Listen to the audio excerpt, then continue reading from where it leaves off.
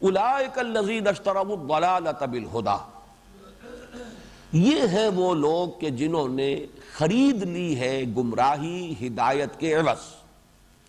یہاں ذرا نوٹ کیجئے کہ بیع کا لفظ آتا ہے عربی زبان میں بیچنے کے لیے، بیع و شراء، بیچنا اور خریدنا، لیکن شراء جو ہے یہ دونوں معنی دے گا۔ باب افتعال میں جب آ جائے گا اشترا، تو اشترا کے معنی خریدنا، شراء یشری بیچنا اور اشترا یشتری خریدنا، اس لیے کہ حقیقت میں یہ بیچنا اور خریدنا اصل میں ایک مبادلہ ہوتا ہے۔ جیسے کہ پہلے زمانے میں جب کہ کرنسی کا رواج نہیں تھا تو ساری تجارت جو ہے وہ مبادلے کی تھی، بارٹر کی تھی۔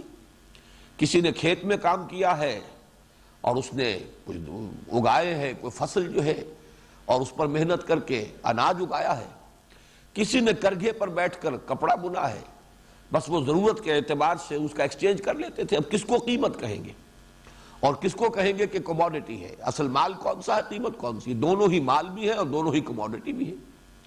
یہ تو بیچ میں جب کرنسی آئی ہے تو اس کا ایک مفہوم معین ہوا ہے کہ یہ خریدار ہے اور یہ بیچنے والا ہے۔ جس نے کرنسی دی ہے وہ گویا کہ خریدار ہے اور جس نے کوئی مال دیا وہ بیچنے والا ہے۔ لیکن یہ مبادلے کے اعتبار سے شراء یشری بیچنا، اشترا یشتری خریدنا، مادہ ایک ہی ہے۔ چنانچہ قرآن مجید میں سورہ بقرہ کی آیت نمبر 206 ہم پڑھیں گے، وَمِنَ النَّاسِ مَن يَشْرِي نَفْسَهُ ابْتِغَاءَ مَرْضَاتِ اللَّهِ، لوگوں میں کچھ ایسے بھی ہیں کہ جو اپنی جانوں کو بیچتے ہیں اللہ کی رضا جوئی کے لیے، تن من دھن سے اللہ کی رضا کے طالب ہیں، جو کچھ اللہ نے دیا ہے وہ بھی صرف کرتے ہیں، اور جسم و جان میں جو توانائیاں ہیں، صلاحیتیں ہیں، انہیں بھی صرف کرتے ہیں اللہ کی رضا کے لیے، اللہ کو راضی کرنے کے لیے۔ اور دوسری طرف سورہ توبہ کی آیت نمبر 111 میں فرمایا، ان اللہ اشتری من المؤمنین انفسهم واموالهم بان لهم الجنہ، اللہ نے خرید لیے ہیں اہل ایمان سے ان کی جانیں بھی اور مال بھی، اس کے عوض کے ان کے لیے جنت ہے۔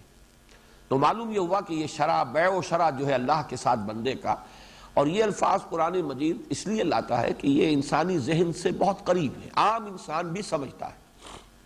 کہیں فرماتا ہے تجارت کا لفظ آیا ہے، جیسے کہ یہاں بھی آ رہا ہے فما ربحت تجارتهم وما كانوا مهتدين۔ اسی طریقے سورہ صف میں ہے، یا ایھا الذین آمنوا هل ادلکم علی تجارۃ تنجیکم من عذاب الیم تؤمنون باللہ ورسولہ وتجاہدون فی سبیل اللہ باموالکم وانفسکم۔ تو یہ چونکہ بہت ہی بنیادی کانسیپٹس ہیں جن کو کہ ہر شخص بآسانی سمجھ سکتا ہے، تو بجائے اس کے کہ کوئی بھاری بھرکم فلسفیانہ اصطلاحات سامنے لائی جائیں یا منطق کی کہ جو ہے گتھیاں سلجھائی جائیں، قرآن مجید نے بڑا اپنا فطری اسلوب، جیسا کہ میں تعارف قرآن میں تفصیل سے عرض کر چکا ہوں، اس نے اپنا انداز بڑا فطری رکھا ہے، بہت سادہ۔ تو وہی لفظ ہے اولئک الذین اشتروا الضلالۃ بالہدی، یہ وہ لوگ ہیں جنہوں نے خرید لی ہے گمراہی ہدایت کے عوض۔ اب یہاں عام طور پر جو تصور ہے وہ تو یہ ہے کہ ایک طرف گمراہی ہے اور ایک طرف ہدایت ہے، گویا کہ انہوں نے چوائس کیا ہے، بجائے ہدایت کے گمراہی کو پسند کر لیا ہے۔ حالانکہ اس پر تو پھر اطلاق نہیں ہوتا بیع و شراء کا، مبادلہ تو تب ہوگا جب کوئی شے دے کر کوئی شے لی جائے۔ اسی لیے میں بار بار ترجمہ کر رہا ہوں، انہوں نے ہدایت دے کر گمراہی خریدی ہے۔ اولئک الذین اشتروا الضلالۃ بالہدی، اس کا لازمی تقاضا یہ ہے کہ ہدایت ان کے پاس پہلے ہو، اور یہی نقطہ ہے جس کو میں بیان کرنا چاہتا ہوں کہ واقعتاً ہدایت آ جاتی ہے، پھر انسان اپنے تعصب کی وجہ سے، ہٹ دھرمی کی وجہ سے، اپنی حیثیت، اپنی وجاہت، اپنے اقتدار کے تحفظ کے لیے، یا ویسے ہی اپنے تعصب میں وہ پھر اس کو رد کرتا ہے اور گمراہی خریدتا ہے۔ چنانچہ سورہ منافقون میں بڑی پیاری آیت آئی ہے۔ ویسے تو یہ کہ قرآن مجید سے ہمیں معلوم ہے کہ جب بھی کوئی حق بات انسان کے سامنے آئے، دل گواہی دے دے کہ یہ حق ہے، اس کو قبول کرنے میں اور اس کا اعتراف کرنے میں عافیت ہے۔ اگر انسان حق کو پہچاننے کے بعد اسے رد کرتا ہے کسی تعصب کی وجہ سے، کسی مصلحت کی وجہ سے، کسی ہٹ درمی کی وجہ سے، تو گویا کہ اس نے اپنے آپ کو جان بوجھ کر محروم کیا ہے، اور یہی پروسیس ہے جو آگے بڑھ کر پوائنٹ آف نو ریٹرن تک انسان کو لے جاتا ہے کہ پھر اس میں حق کو پہچاننے کی صلاحیت ہی باقی نہیں رہتی، استعداد ہی سلب ہو جاتی۔ لیکن یہ بات قرآن مجید کی نص سے بھی ثابت ہے. منافقین کے بارے میں فرمایا ذالک بانہم آمنوا ثم کفروا فطبع علی قلوبہم فہم لا یفقہون. یہ اس لیے کہ وہ ایمان لائے تھے، ہدایت آ گئی تھی ان کے پاس. ذالک بانہم آمنوا ثم کفروا، پھر انہوں نے کفر کیا. تو یہ ہے در حقیقت انہوں نے ایمان جو مل چکا، دل میں بات اتر چکی، حق منکشف ہو چکا، دل نے اسے قبول کر لیا. ذالک بانہم آمنوا ثم کفروا فطبع علی قلوبہم فہم لا یفقہون. تو ان کے دلوں پر مہر کر دی گئی اور اب وہ تفقہ سے خالی ہو چکے.